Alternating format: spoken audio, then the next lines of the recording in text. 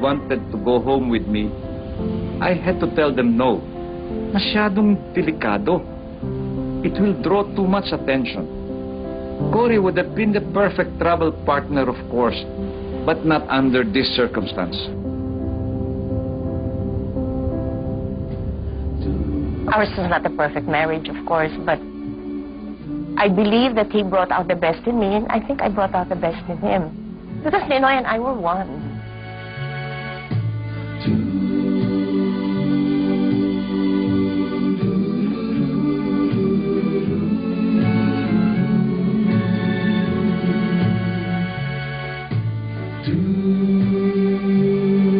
We could rely on each other. That no matter what happened, he'd be there for me and I'd be there for him. But 12 hours into the trip, I miss her terribly.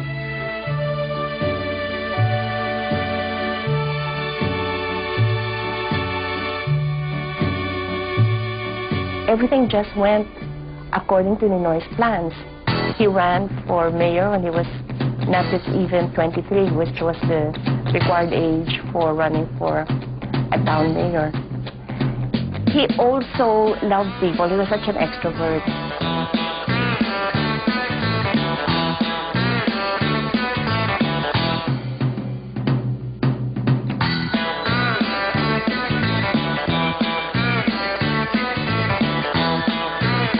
I was never for him going to politics, but he believed that was what he was meant to do, and so I was there to support him.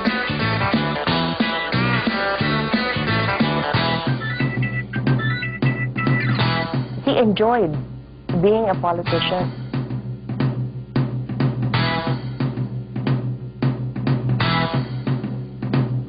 He enjoyed the crowd. He enjoyed giving speeches. And the people just loved him when he gave those speeches.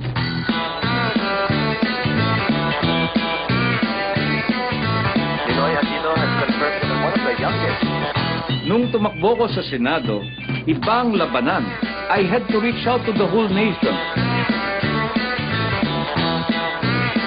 I even used a chopper to make grand entrances. Kailangan talagang mag-gimmick.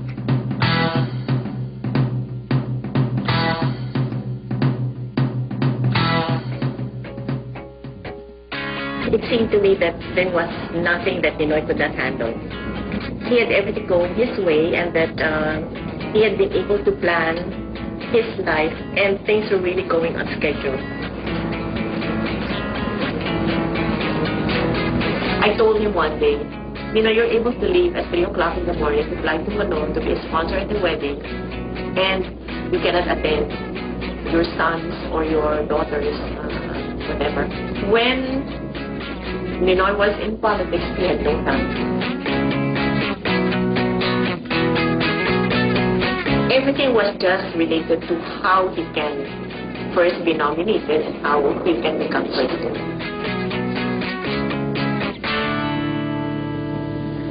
The big event that he was waiting for was the presidential elections in 1973. But lo and behold, I guess God had other plans.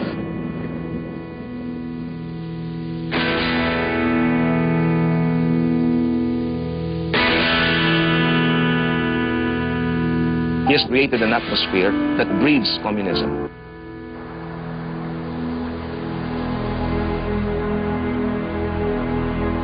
He has done more harm to himself and to the country by doing this. Ninoy felt that there should be a third alternative. Marcos used to say, if you don't choose me, this country will go to the communists.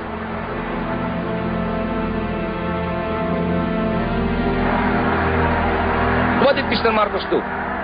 If you read his pronouncement, he said there was anarchy in the street, there was a left and right rebellion, there was this and there was that, but there is only one reason, which he never said. He wanted to prolong his stay in Malacanang sapagkat napakasarap. Running for a third term. Don't you think that 2 terms is enough for any man? Very quietly, Mr. Marcos started maneuvering to change our form of government from an American-type presidential system to a British-type parliamentary so that he can be elected as a deputy from Ilocos, become prime minister, and then stay on forever. That was the plan.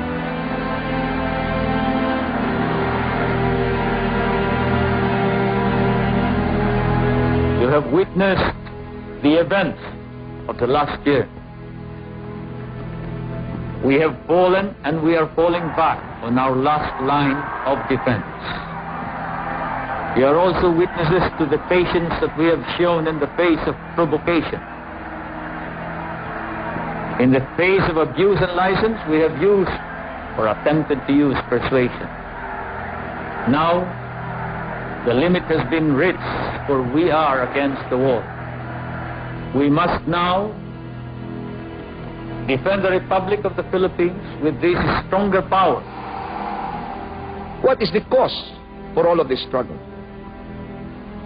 Very succinctly, I believe that no man, how brilliant this man, can dictate the welfare or the direction of 48 million Filipinos.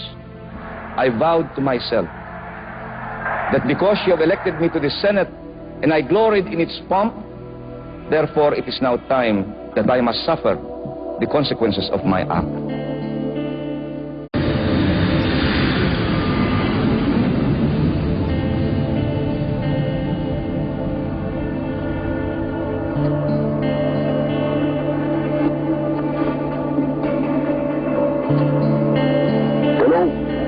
I'm at the airport and I cannot leave America without saying goodbye to you and expressing to you my deepest gratitude.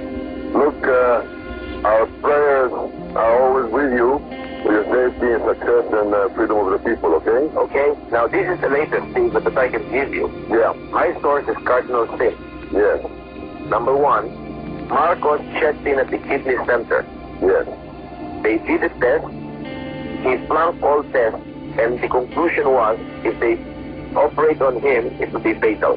So he went back to the palace. He's no longer responding to medication, and he will have to be hooked up to the dialysis machine now more often. How he will last with that machine on, I don't know. Apparently, they are now moving to put in Imelda in effective control. Yeah. But it's a matter of time, so he wanted 3 weeks to collect his thoughts, write his memoir, complete his book, and most probably craft the final stages of his administration. He's a man now, terminal, he knows